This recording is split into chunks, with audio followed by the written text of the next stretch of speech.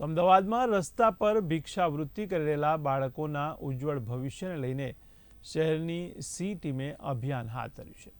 તો 49 પોલીસ મથકની C team કાર્યરત થઈ છે, ત્યારે સખત પેટ્રોલિંગ કરીને ભિક્ષાવૃત્તિ કરતા બાળકોને શોધીને આ ગુનાખોરી અટકાવવાનું અભિયાન શરૂ કર્યું છે.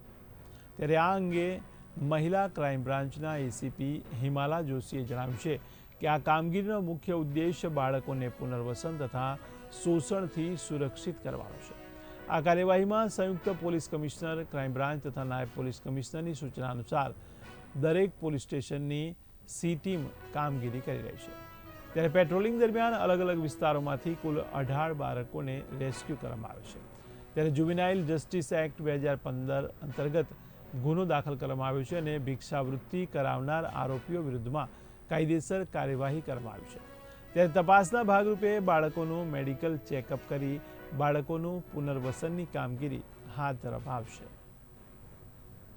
જે પણ જગ્યાઓ ઉપર ભિક્ષાવૃત્તિમાં બાળકોનો ઉપયોગ થતો હોય, ભીખ માંગવાની એક્ટિવિટી ધ્યાન પર આવે, તેમજ પબ્લિક ન્યુસન્સના કોઈ પણ બનાવો અને મહિલા સુરક્ષાને લગતા તમામ મુદ્દાઓને ધ્યાને લઈ આ ડ્રાઈવમાં કામગીરી કરવામાં આવશે.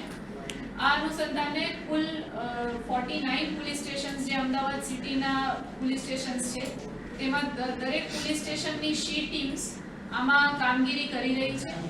આમાં બાળકોના રેસ્ક્યુ, રિહેબિલિટેશન અને ચાઇલ્ડ વેલફેર કમિટી સમક્ષ રજૂ કરવા માટે જે સંકલન ચાઇલ્ડ વેલફેર કમિટી સાથે કરવામાં આવી રહ્યું છે,